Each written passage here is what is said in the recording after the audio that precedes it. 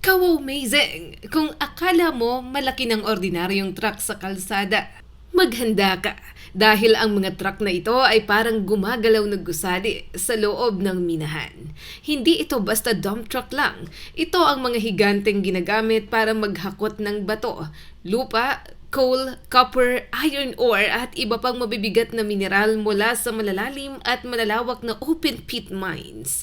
Ang bawat isa sa listahang ito ay kayang magdala ng daan-daang toneladang kargamento sa isang biyahe. Ibig sabihin, isang pasada lamang ng truck na ito ay katumbas na ng maraming ordinaryong dump truck. May ilan sa kanila na mas mataas pa sa 2 palapag na bahay. May mas mahaba pa sa bus. At may makina na libo-libong horsepower ang lakas. Kaya ngayong araw, alamin natin ang mga pinakamalaking truck sa buong mundo. Kaya kung handa ka na ka-amazing, tara, simulan na natin. Number 10, Belaz 75600. Isa sa napakalaking mining dump truck mula sa Belarus, ka-amazing. Ang Belaz ay kilala sa paggawa ng mga super-size mining truck. At ang modelong 75600 ay kabilang sa kanilang serye na ginawa para sa mabibigat na operasyon mula sa open pit mines. Ayon sa mga spec listing ng Belaz 75600 at 7560 class, kaya nitong magdala ng humigit kumulang 320 hanggang 360 metric tons depende sa configuration. At may gross vehicle weight na umaabot sa 560 metric tons. Ang truck na ito ay pinapagana ng Cummins QSK78C diesel engine na may lakas na humigit kumulang 2,610 kilowatts o nasa mahigit 3,500 horsepower. Hindi ito ordinaryong makina. Ito ay ginawa para sa tuloy-tuloy na trabaho sa matitinding kondisyon ng minahan. Ang body capacity nito ay umaabot sa halos 199 cubic meters kapag hip load. Ibig sabihin, kaya nitong magdala ng napakaraming bato, lupa, at ore sa isang kargahan lamang. Ang Belaz 75600 ay ginagamit sa malalaking minahan, kung saan kailangan ng mabilis at maramihang paghakot ng materyales. Dahil sobrang bigat nito, hindi ito ginagamit sa normal na highway. Ang tunay nitong mundo ay nasa malalawak na minahan, kung saan ang mga kalsada ay gawa para sa mga dambuhalang sasakyan. Sa laki at bigat nito, ang Belaz 75600 ay isang patunay na ang engineering ng Belarus ay kayang makipagsabayan sa pinakamalalaking mining truck sa buong mundo. Number 9, Caterpillar 795F AC. Sa number 9 naman, ka-amazing, isang dambuhalang mining truck mula sa sikat na brand na CAT o Caterpillar. Ang 795F AC ay kilala dahil gumagamit ito ng AC electric drive system, kaya mas kontrolado ang hatak, pagtakbo at pagpreno nito sa matatarik at mabibigat na ruta ng minahan. Sa mga naunang specification, nakalista ito na may 345 US tons o humigit kumulang 313 metric tons na payload capacity, habang ang ibang mas bagong listing ay nagpapakita ng mas mataas na payload depende sa configuration. Ang makina nito ay CAT C175-16 diesel engine na may gross power na humigit kumulang 3,400 horsepower. Kahit napakalaki ng truck na ito, kaya pa rin itong umabot sa tinatayang 64 kilometers bawat oras kapag loaded, depende sa site condition. Ang malaking bentahe ng AC drive system nito ay mas efficient ito sa mabibigat na trabaho, lalo na kapag paakyat, pababa o paulit-ulit ang biyahe sa loob ng minahan. Isa rin sa dahilan kung bakit popular ang Caterpillar 795F AC ay ang disenyo nitong ginawa para sa safety at operation comfort. May malawak na access stairs, mas maayos na visibility, at mga system na tumutulong sa mas ligtas na operasyon. Sa mundo ng mining, hindi laki ang mahalaga. Kailangan din ng tibay, control at reliability. At sa mga aspetong yan, ang 795F AC ay isa sa matitinding pambato ng Caterpillar. Number 8, Hitachi EH5000 AC3. Pumasok sa ating number 8, ka-amazing, ang Hitachi EH5000 AC3. Isang ultra-class rigid dump truck mula sa Japan. Ito ay may nominal payload na 296 metric tons o humigit kumulang 326 US tons at may gross machine operating weight na nasa 500,000 kilograms. Para makita ang laki nito, isipin mo ang isang truck na kayang magdala ng bigat na katumbas ng daan-daang sasakyan sa isang biyahe lamang. Ang Hitachi EH5000 AC3 ay maaaring gumamit ng Cummins QSKT TA60CE o optional na MTU16 V4000 C31 engine. Parehong may rated power na humigit kumulang 2,125 kilowatts o nasa 2,850 horsepower. Gumagamit ito ng AC drive system kaya mas magandang hatak at mas kontrolado ang performance sa loob ng minahan. Dahil dito, mahusay ito sa mahabang haul road, lalo na kung paakyat at pababa ang ruta. Isa sa pinakakilala sa Hitachi AH5000 AC3 ay ang balanse ng laki, bilis at reliability. Hindi man ito ang may pinakamalaking payload sa listahan. Isa ito sa mga truck na hinahangaan dahil sa modernong electric drive technology nito. Sa mining industry, mahalaga ang bawat biyahe, bawat litro ng diesel at bawat oras na gumagana ang truck. Kaya ang Hitachi EH5000 AC3 ay isang magandang halimbawa ng Japanese engineering na nakatuon sa tibay at efficiency. Number 7. Komatsu 960E2. Sa number 7, kaw-amazing, ang modelong nauna bago ang mas malaking Komatsu 980E series. Ang 960E series ay kabilang sa ultra-class mining trucks ng Komatsu, isang Japanese company na kilala sa construction at mining equipment. Sa ilang specs, ang 960E2K ay nakalista na may 327 metric tons payload, na katumbas ng humigit kumulang 360 US short tons. Kaya ito madalas tawaging 360-ton class mining truck. Ang Komatsu 960E2 ay gumagamit ng diesel-electric drive system, isang setup kung saan ang diesel engine ay nagbibigay ng power sa electric drive components. Ang ganitong sistema ay malaking tulong sa mining trucks dahil nagbibigay ito ng malakas na torque. May maayos na control at mas efficient na hatak dahil sobrang bigat ng karga. Sa ganitong laki, hindi sapat ang simpleng makina lamang. Kailangan ng kombinasyon ng diesel power at electric drive technology. Ginawa ang Komatsu 960E2 para sa malalaking minahan na nangangailangan ng tuloy-tuloy na hauling operation. Kapag napuno ang dambuhalang dump body nito, kaya nitong maghakot ng napakaraming ore o bato sa isang pasada. Ang modelong ito ang naging mahalagang hakbang bago lumabas ang mas malaking 980E. Kaya masasabi nating isa ang 960E2 sa mga truck na tumulong para mas umangat pa ang pangalan ng Komatsu sa ultra-class mining truck category. Number 6. Caterpillar 797B.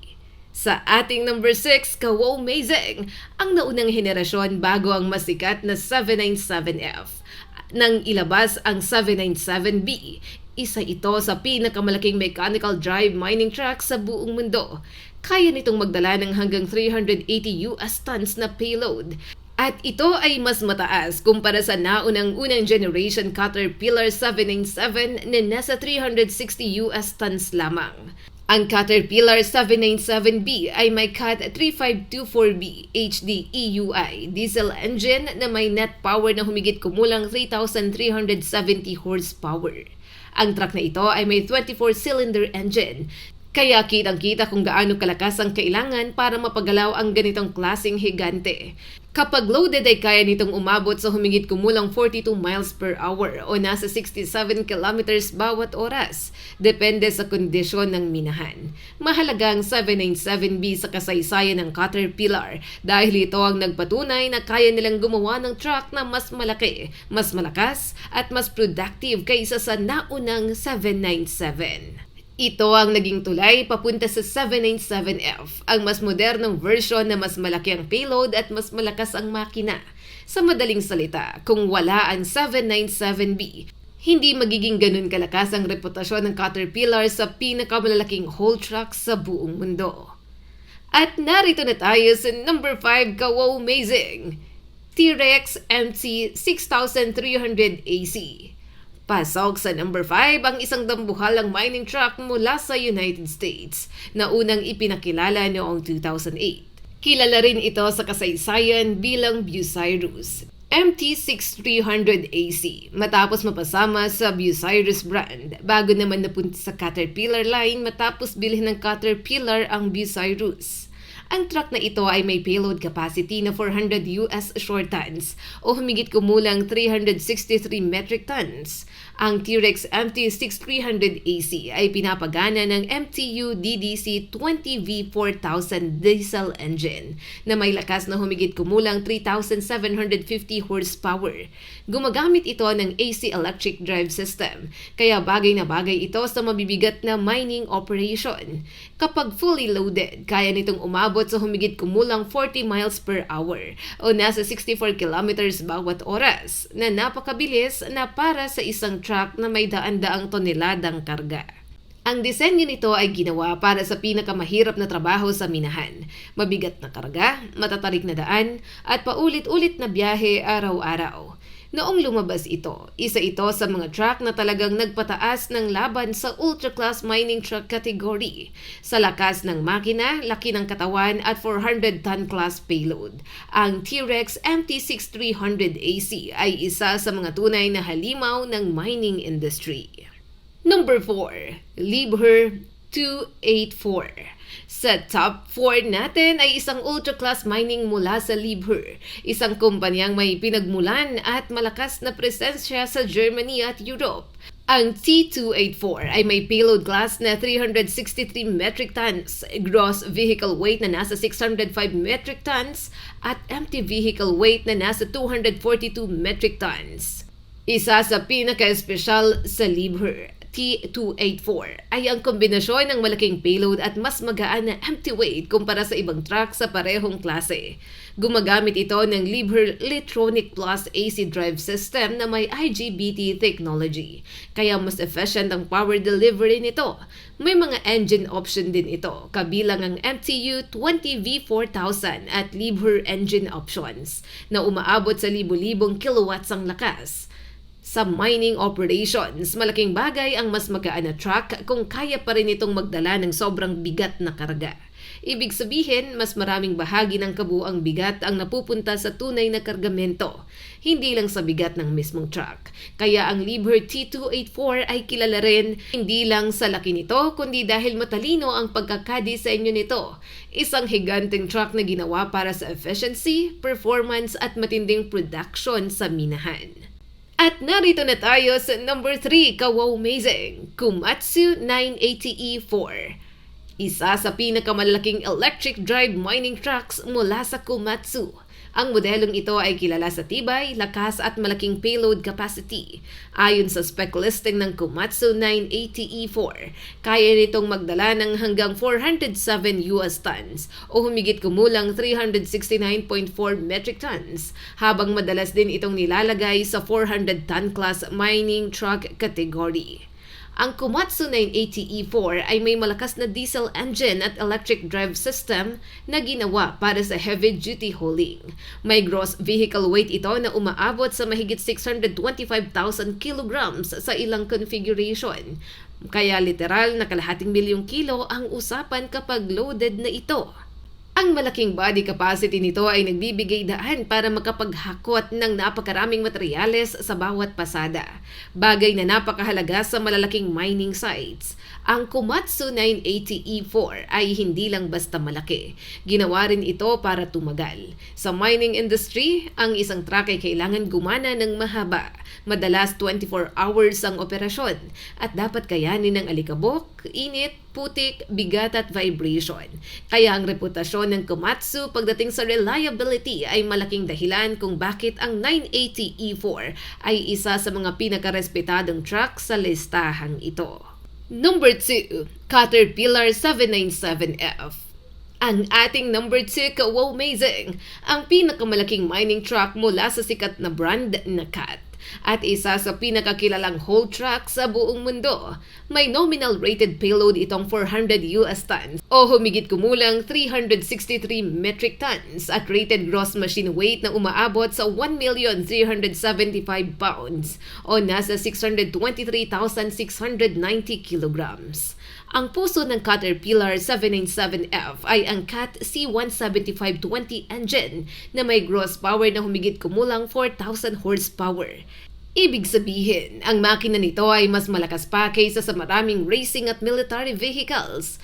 Mechanical drive ang 797F, kaya espesyal ito dahil sa kabila ng laki at bigat, gumagamit ito ng napakalakas na mechanical powertrain sa halip na purong electric drive setup tulad ng ibang mining trucks sa listahan.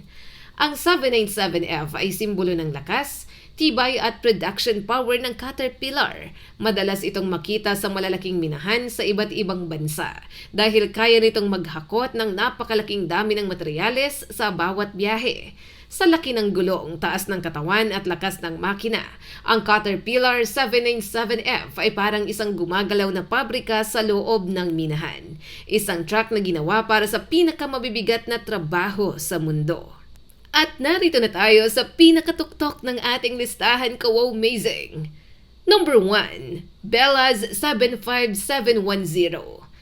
Ito ang tunay na hari ng mining trucks dahil kaya nitong magdala ng hanggang 450 metric tons na kargamento. Ayon sa Bellas, ang 75710 ay may 810-ton gross weight, 450-ton load capacity at pinapagana ng dalawang diesel engine na may combined power na humigit kumulang 4,600 horsepower. Ang Bellas 75710 ay hindi lang basta malaki. Ibang klase ang engineering nito. Mayroon itong dalawang makina diesel-electric drive system at 8 dambuhalang gulong para suportahan ang bigat nito. Kapag walang karga, mabigat na ito. Pero kapag puno, ang kabuang bigat nito ay umaabot sa antas na halos hindi mo maiisip para sa isang truck. Sa isang biyahe ay kaya nitong maghakot ng materyales na kailangang dalhin ng maraming ordinaryong mining truck. Dahil sa laki nito, hindi ito truck na basta-bastang minamaneho. Kailangan nito ng espesyal na mining roads, trained operators at maingat na maintenance. Pero sa kapalit, nagbibigay ito ng napakalaking productivity sa minahan. Kaya kung pag-uusapan ng pinakamalaking truck sa buong mundo, walang tatalo sa Bellas 75710. Isang dambuhalang makina na parang halimaw sa lupa at patunay na kaya ng tao na gumawa ng sasakyang halos kasing lakinan ng maliit na gusali. At yan ka-wow-mazing ang pinakamalaking truck sa buong mundo. Mga dambuhalang makina na hindi mo makikita sa normal na highway, pero araw-araw na lumalaban sa pinakamabibigat na trabaho sa loob ng minahan. Mula sa Bellas, Caterpillar, Komatsu, Liebherr, Hitachi hanggang sa T-Rex, bawat isa sa kanila ay may sariling lakas, teknolohiya at papel sa mundo ng mining.